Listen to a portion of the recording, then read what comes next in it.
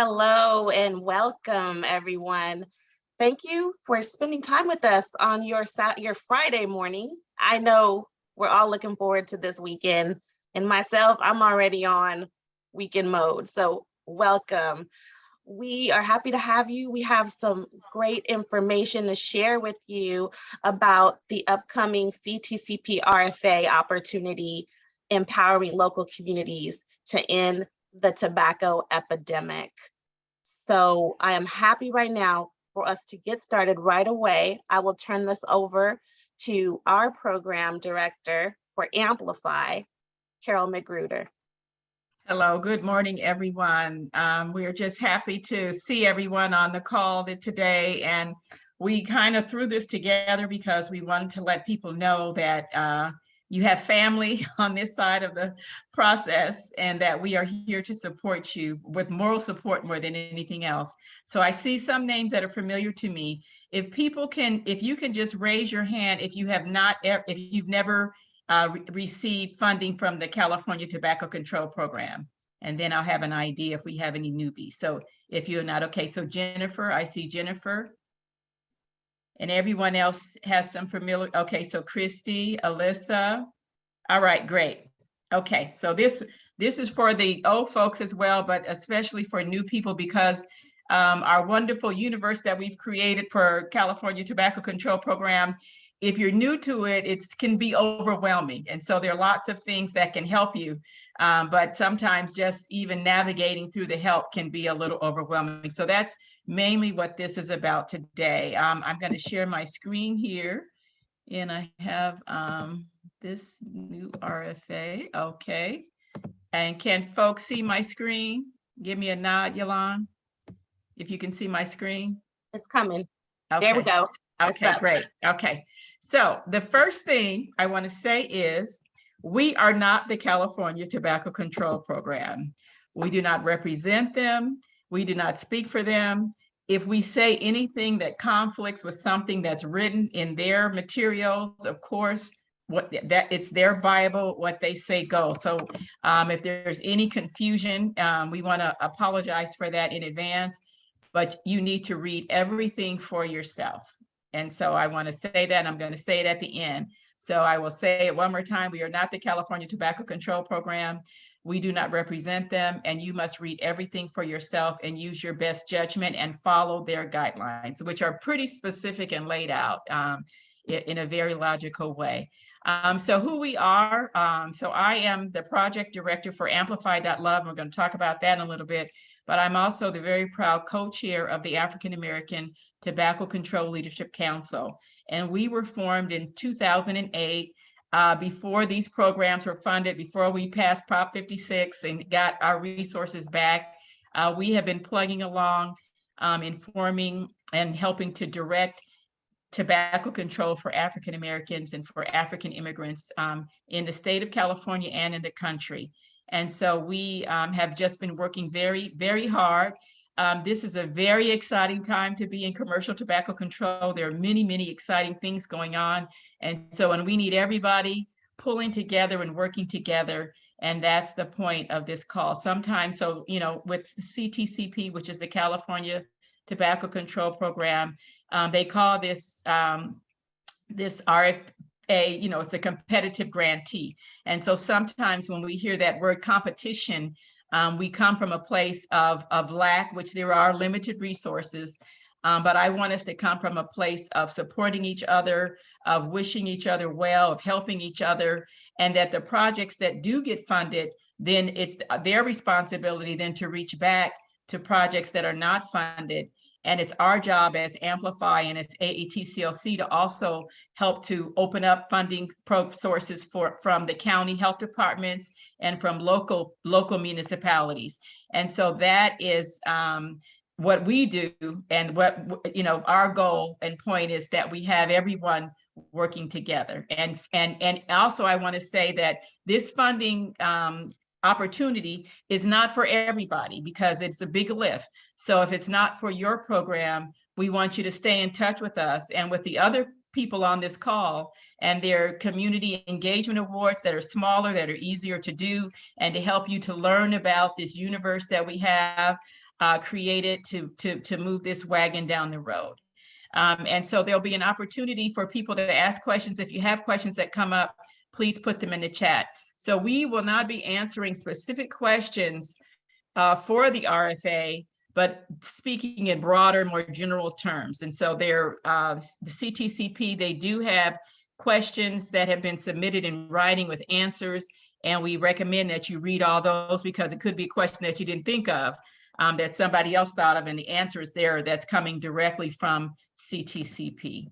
So our group here, the African American Tobacco Control Leadership Council, AATCLC, we are giant slayers, and we've been fighting a giant. And so the giant is still very much up and alive. And so, and we as the small little, the Lilliputians, I call us, everybody can do their part to bring this giant down. And so this giant is responsible for the deaths of 45,000 Black people in this country every year, and all the things that go with those 45,000 deaths. So we actually have been working to get menthol and flavors off of the market in the United States. We sued the FDA along with Action on Smoking and Health, the American Medical Association, and the National Medical Association. So our nation's doctors all agree that menthol should be taken off of the market in the United States of America, and that it's been particularly pernicious to the African American community. And as you get into this process more, you will learn about advocacy and lobbying, because you cannot take these dollars to lobby for any particular piece of legislation, but you can engage our community, educate our community, and share the facts, because the facts speak for themselves. So this lawsuit is in process. The FDA is in the rulemaking process to take menthol and flavored tobacco off the market, along with little cigars and cigarillos. And if you've been paying attention at all, we have a ballot measure for the state of California, Prop 31, that will decide whether or not the law that has already been passed and signed by the governor will go into effect, which would take menthol and flavors off of the market with the exemption of hookah. So this is a changing landscape. And so, and us, we and CTCP, we're all trying to think of the different scenarios that are going to unfold. If Prop 31 remains, it passes, yes. And if it doesn't, the good thing is if it passes, that's going to make our work easier, but that's also going to cut the tobacco taxes that we receive, because we will, the more successful we are, the more it reduces the revenue that we have to work with and engage our communities. And so when I always talk about we're aiming to work ourselves out of business, and that means to end the need for us to be here. So AMPLIFY, and Yolanda is going to talk a little bit more about AMPLIFY, but we are the African American Statewide Coordinating Center. And these grants also for the coordinating centers are up right now. And if people are interested in those, we're not talking about that opportunity, but we can talk to you about the statewide coordinating centers, which is a bigger lift than what we're going to be talking about today. So we provide culturally relevant and expert support and tailored assistance to tobacco control programs that are funded, our non-traditional partners, so unfunded folks, and the greater community. And I want to say that I'm just so proud of the work that we have done since our inception. We have dug in through COVID, through all of the things that we've been faced with, to really move the agenda, move it forward for our people in California in such a meaningful way. And I just want to, it's just a pleasure to work with our team, Yolanda Burrs, who's on the line, and Camille Cummings, who works on our Finishing the Fight side. But we're all one big happy family and work together.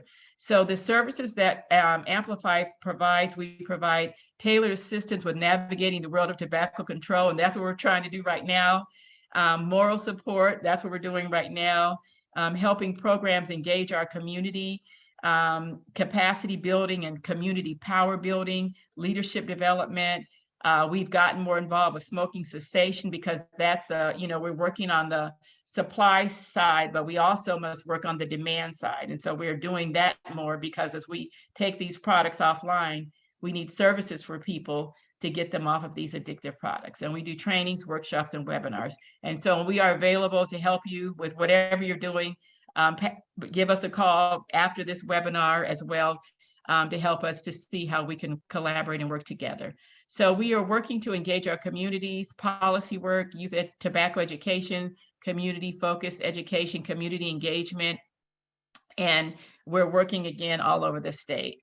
We're working with youth, with young adults, with our seniors, with all of our communities, and very proud to say that since our inception as the AATCLC, we have African immigrants who are founding members, one man from Ethiopia, one man who's from the Congo. And so we see us all as, as Black folks in this country with the same issues and commonality. So we embrace our brothers and sisters who are here, who are newer arrivals than African Americans. We also have a leadership development program. And so these things will be continuing. Hopefully we will also get our grant back, and we will be continuing these services as we get into the next funding cycle. But there are things going on right now as well. And then this is the cessation. So we've added that on. Dr. Karen Beard is our lead on this. She's based in Los Angeles, but working all over the state and all over the country as well to really amp up our cessation services for our folks. So African-American, our tobacco deaths, we have so many issues that face our community, but tobacco deaths, hands down, is our #1 killer, killing 45,000 Black folks every year in this country, more than everything else combined that we think of as an issue, including homicides, including officer-involved shootings, including AIDS and other forms of cancer that are not directly related to tobacco-induced cancers. So we have so many other issues that we have to deal with. And so it's been really hard to get tobacco control up to the forefront of our issues and priorities. And that has really dramatically changed in these last few years. I compare our issues oftentimes as African Americans in the richest country in the world. In our community, sometimes we operate as underdeveloped African countries in our own country in America with similar issues. And so it makes it harder to talk to somebody about commercial tobacco control when you're facing all of these other issues that we currently are still facing right now. So when we talk about health promoting behaviors and policies, and those are the things that individuals do, don't smoke, exercise, eat healthy. Those are the things that we all need to do. We all need to be responsible for ourselves, but it's the community that's just as important, or even more so important, in my opinion, than the actual individual behavior. Because when you have a healthy community, it makes it easier to make a healthy choice. And when you have an unhealthy community, it makes it easier to make an unhealthy choice in terms of your behavior or to support positive health promoting behaviors.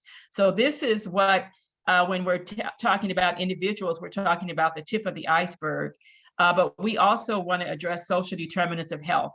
And those are life-enhancing resources such as food supply, housing, economic and social relationships, transportation, education, and healthcare. And one of the wonderful things that the California Tobacco Control Program has been doing is we have been talking about the Social Progress Index, and you're going to SPI, you see that term, and that's breaking down social determinants of health into smaller pieces that we can address, because how can we address all of this with a small little grant when these are such huge issues? And so the Social Progress Index helps us to break it down and to be able to address some of these issues, even with a small grant of a limited duration of 1 to 3 years. So we want to get to the underbelly. We want to get to we want to get underneath to the real iceberg, to the real issues. And that's why our work needs to be meaningful, it needs to be relevant, and it needs to build our community capacity and our community power to address these issues. And so particularly with African Americans, we are constantly fighting against the tobacco industry cartel. They typically use us as a wedge because we kind of vote, we follow our leaders, we have a tradition of following our churches, and our leaders in the industry recognize that early on. And so they have more and more so kind of pitted African Americans against each other in our fight, and really racialize an issue that's really a public health issue. And so our fight is a little more complicated and more complex. And we want folks who are going after this funding to understand that, and not to approach this as just a scope of work where you check a box and you've done that. We want you to bring some heart to this fight, because it is a fight. So we have created an African American policy platform, and that's available. That's in the materials that CTCP furnished all of the priority population centers. So I saw that you can actually work with more priority population than one. So you want to read the policy platforms for the other priority populations if you're going to be blending the work that you're doing and focusing on African American, Black folks, and other folks as well, other priority populations. So this is our policy platform, and it's available. I'm not going to read them all to you, but this kind of gives you some weight. Please read them before you, as you're doing your responding to this application, this request for proposals, because this is important to us and also to CTCP, in that it centers the work that we do. So here we are. This is what we're talking about. So this is our empowering local communities to end the tobacco epidemic. And that's this RFA is going to fund up to 25 local projects to build momentum toward ending California's tobacco epidemic through policy, systems, and environmental change strategies. So 25 projects seems like a lot, but it's not, because it's a whole big giant state of California. And then that 25 projects is going to be divided up between the priority populations that are mentioned in this description.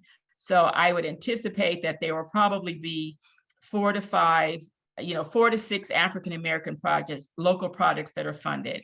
And that's my own personal estimation. It could be, because I don't think it's categorized like that, but I know they're going to try to, if they get applications that are responsive, they're going to try to make sure that everyone is covered as much as possible. So these are the key dates that you need to really pay attention to. I'm only going to focus on one because it's the most important at this point, and that is your mandatory letter of intent. That is due October 20th. So if you're thinking about doing it, and if you're not sure you're going to do it, you want to get your letter in, because if you don't, then you can't move forward. The letter is non-binding. You're not contractually bound to continue on. But if you're thinking about that you might do it, you want to get the letter in. It's very simple.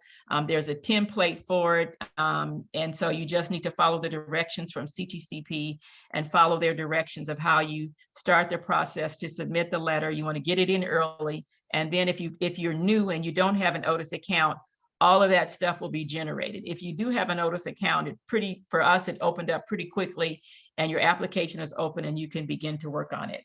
So there are videos, there are webinars that Yolanda is going to talk about, and you need to review all of those. You need to review all of the information that CTCP has furnished, and that will guide you. But the purpose of this is to let you know, and if you all want to meet each other, to support each other, to talk about what you're interested in doing, I think that that's valuable, and that we approach this as a family, and that we want to get good projects funded that are so that we can all begin working together. So the letter of intent, again, is due October 20th by 5 p.m. And it's very simple. You want to follow their guidelines. I want to end by saying we are not the California Tobacco Control Program. We do not represent them. You need to read everything for yourself. We cannot answer specific questions about what their intent is, but to read their questions and answers that have already been furnished, and read them, because it might be questions, again, I'm repeating because this is important, that you haven't thought of, that someone else asked, and then you'll have the answer to it. So read everything and go through it. And then Umberto Beto, who handles Otis, he has helped me over all these years. And if you have any problems, and you cannot break Otis, so get in there and play around. If you have any questions, he's very responsive and he will help you. He will walk you through it. So get in there and get comfortable, because even after all these years, there are things that I learn or things that I forget when you're navigating, but you can't break it. And so you want to get in there early and you want to fool around with it. And the other trick that I learned is when you cannot accidentally submit your proposal.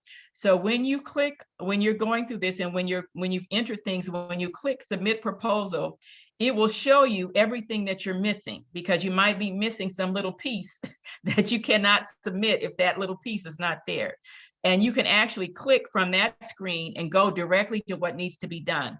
So you cannot accidentally submit. So I suggest that you click submit application, and then it will bring up everything that you need to work on that hasn't been completed, and you can work on that. And that way it takes you directly to what needs to be done, rather than clicking through every single thing to make sure, which you need to do anyway, but clicking through every single thing to make sure things are there and loaded properly. So I will take some questions right now. I'm getting ready to catch a plane. If you have some questions, particularly for me right now, Yolanda, maybe if you can open up the mics, I can take a few questions. That if not, Yolanda is going to take over from here. Please raise your hand so I can unmute you if you have questions for Carol.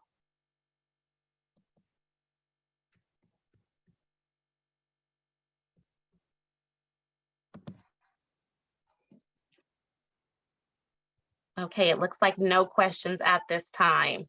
Okay, I'm going to try to come back on in a bit, but if I don't, I will see you all in California, and then you know, good luck, and we can still have contact with you after today. Okay, thank you, everybody. Thank you, Camille and Yolanda. Thank you, Carol. So I hope that Carol has left you stirred with emotions, be it infuriation or be it inspired. I hope that you are feeling something about the world of tobacco control and just how tobacco has affected our communities, not only statewide, but nationally. So I wanted to give you a different type of perspective on what the work would look like coming from the support of AMPLIFY. We are the African American Black Statewide Coordinating Center, and we provide a high level of support for our community-based organizations that are also funded through Proposition 56, as well as our local lead agencies, which are the public health departments, and our other organizations, which are non-traditional partners, faith-based organizations, small businesses. We assist them all. And so particularly, this grant is covering empowering the local communities to end the tobacco epidemic. But what does that really mean when you're saying in the tobacco epidemic? Well, the purpose of this funding opportunity is to accelerate tobacco in-game initiatives across the state, and it also will engage all priority populations that have been disproportionately targeted by the tobacco industry. So applicants are required to utilize the prescribed interventions and evaluation activities that are programmed into the state's tracking system, also referred to as OTIS. The objective is to build a movement across California that prepares and transitions our communities to the in-game tobacco epidemic and make all California communities tobacco-free. So, should you be funded, you will hear a lot of talk about in-game 2035. And this is a California Tobacco Control Program goal. The vision is that by 2035, we will transform California by eradicating the commercial tobacco industry's influence and reducing the harm caused by tobacco products to the health, environment, and economic well-being of California's diverse populations. We are like no other. California is a pioneer in tobacco control work. You will not see this kind of work extensively being done in other states. Particularly, we have an upper hand. If you are funded and awarded this grant, you'll be working with experts.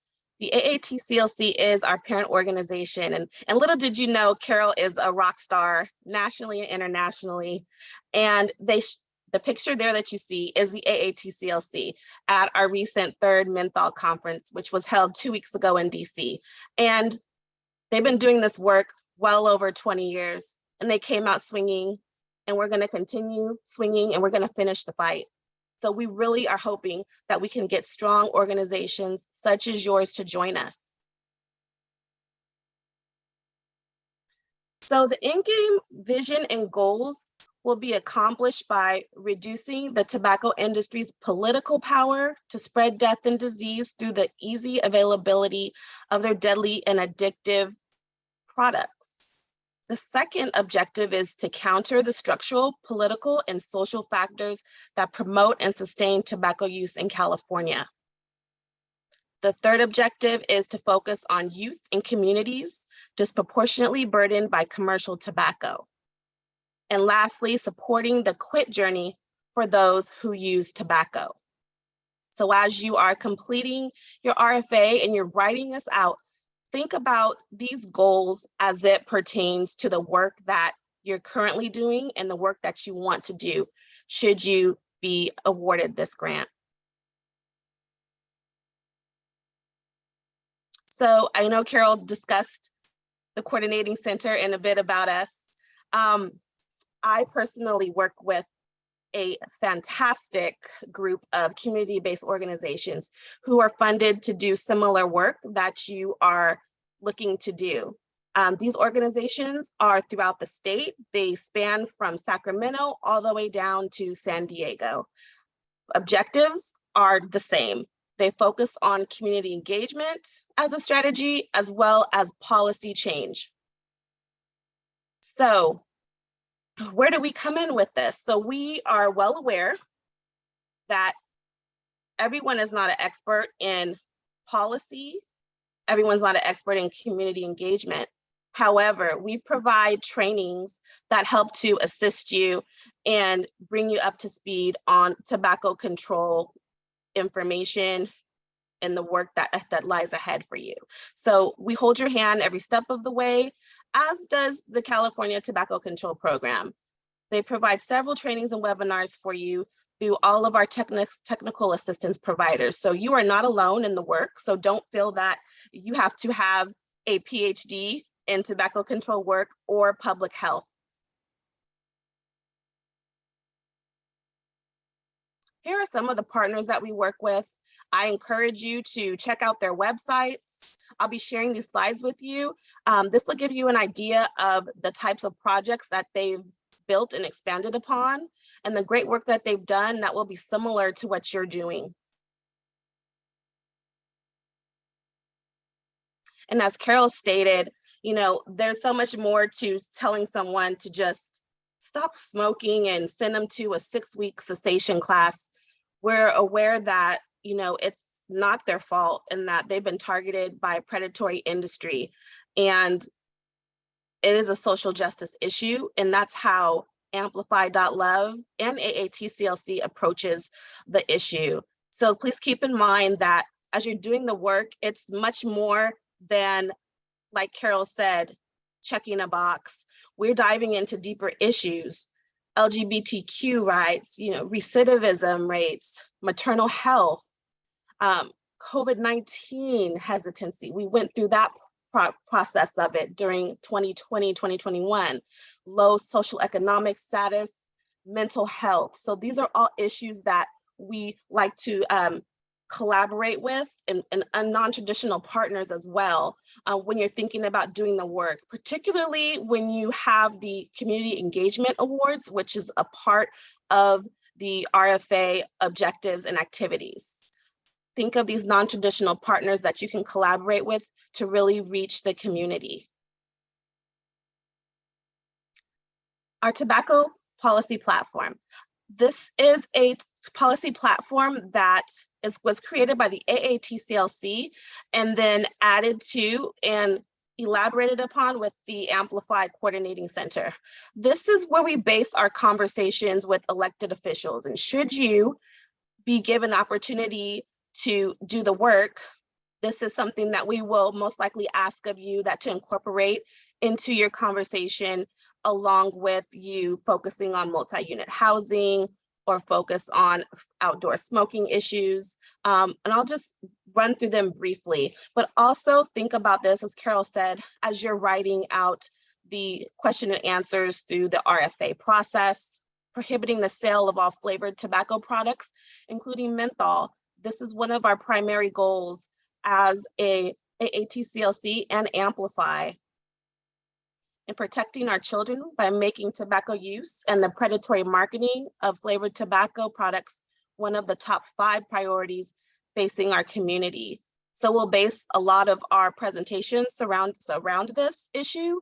And this is also ways for you to customize conversations within the community. And you really want to touch the hearts, tug hearts. We are able to provide several different routes to get to the conversation of tobacco. We are staunch advocates of working within our own organizations and religious institutions to mount a sustained and comprehensive campaign against the tobacco industry. We advocate for the adoption of non-acceptance of tobacco industry sponsorships and contributions and policies. We have been at the forefront of making sure that our leadership does not accept funding from the industry. This goes all the way up from the NAACP up down to the deltas. We are really advocating for change from the top to trickle down, and that's why we need such organizations to help us with this. We understand that the predatory marketing and tobacco use perpetuate poverty in our communities. You'll also learn much more about this and be able to have a conversation not only with the community, but also with local elected officials about this predatory marketing and how we can get these products off of the market. That's also an objective for you.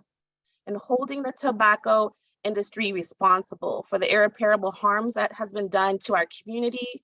The ATCLC is working on a national level in DC to make sure that our voices are heard about this and that we are given some type of reparation for the destruction that it has caused to generations of our family. And if you can visit our website, savingblacklives.org, to find out more information about that. We work with elected officials to develop comprehensive tobacco control platforms, such as this, and eventually reduce tobacco-related illnesses and improve health equity for the African American community. This is a perspective from a national level, but also can be viewed from a local level. So keep in mind that you will be facilitating local policy work within this RFA. We demand adequate funding for tobacco prevention programs and culturally appropriate services to help young people and to help all people stop smoking. So this is something that we are advocates about, is making sure we have culturally appropriate cessation services that really dive into the why and how and view smoking as a chronic relapsing disease instead of a one and done fix all.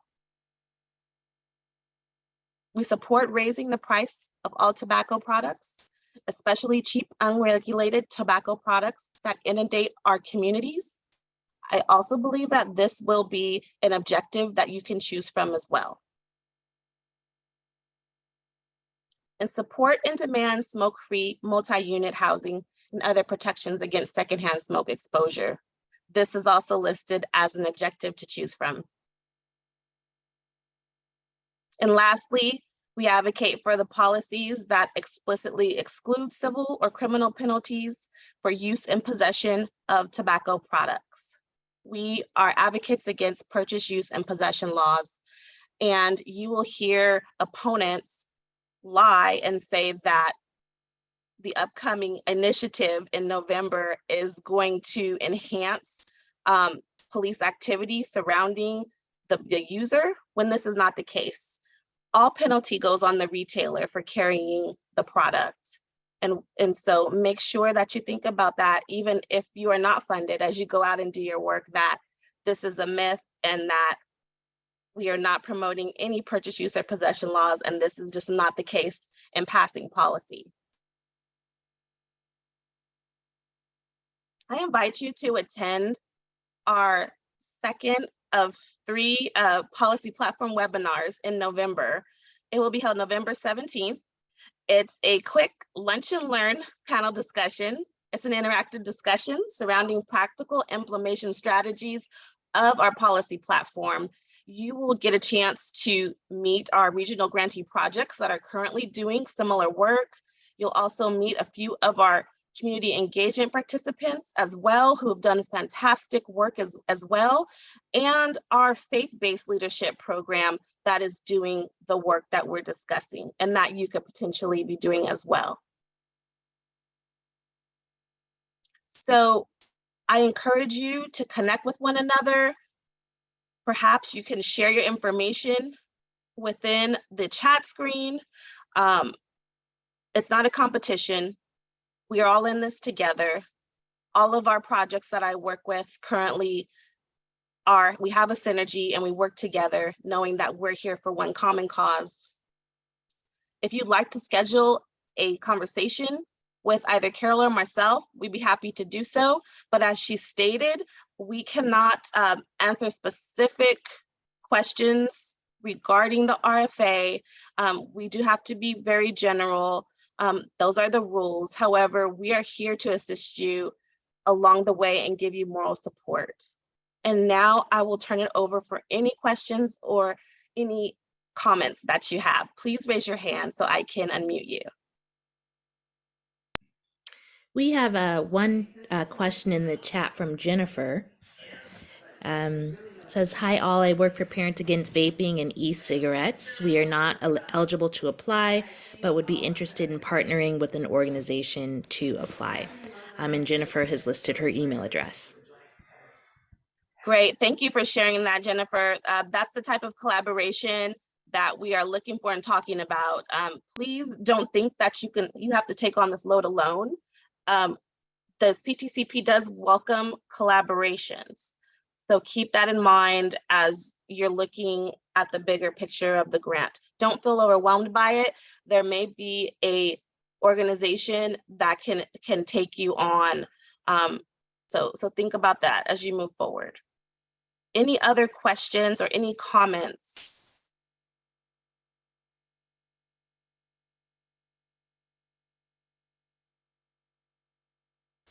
Hi, Randall, you're unmuted, but I think you need to unmute your microphone. Okay, can y'all hear me now? Yes, sir. Okay, great. I don't have a picture up. So thank you for the webinar. It's been very informative as always. And I wish the best of luck to everyone who's applying. I had a question about the tobacco industry funding, people accepting funds. And so my question is, they're often part of a larger corporation, like the Altria Corporation. And I wonder, is there a distinction being made among those who accept funds between what they see as coming from Altria, the big ones who own Reynolds and Orange Juice and Minute Maid and all that, versus something that may come specifically from like the Philip Morris component of those? Do y'all make those distinctions, or how do you address that? So Carol's on, I'll weigh in on that. That's a question that you'd have to ask directly to CTCP. And I'm sure if you dig around in their questions and Q&A, that they probably hit on that.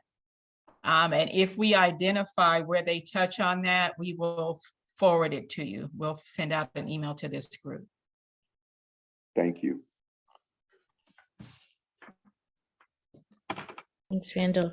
We have two other questions in the chat. One is from Valerie. Valerie asks, is there a Facebook group or other method for connecting agencies wanting to collaborate?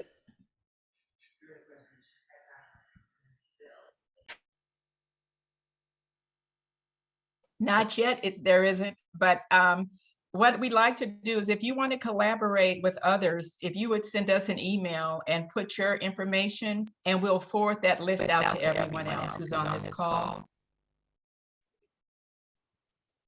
Thanks, Carol. Desiree Thomas, I see your hand up. I'm unmuting you. Hello, everyone. Hi. Hi, Carol. Hi, Desiree. I have What's a our question. foundation? We're doing good. We're doing good. We're in the process of applying for the RFA. Do you know how many objectives that are required for us to complete? So I believe Yolanda went over that, but so there's a link that to their webinar, and you should look at that webinar because they really lay it all out. Okay. So those are the kinds of questions when you get into the weeds. So we really want to refer people back. Watch the webinar. You can stop it, pause it, and then look, as I said, read their Q&A because people have written in the questions. And so the The easier thing this time, I think, is that the scope of work is prescribed. So some of this will populate once you get going, get your letter of intent in and get your Otis account open. And then you'll be able to see what's already pre-populated in there. Okay. Caveat, when you're using pre-populated things, if there's any parentheses, you need to tailor it to your specific situation. So they do most of the work for us, but we still have to say how, we're going to do 2 to 4 of this or 5 to 7 of that. So when you see those parentheses, slow down and make sure that you have taken the parentheses out and added in your particular intervention activity tailored to that, how many you're going to do the number. Okay. Thank you. You're welcome. Any other comments?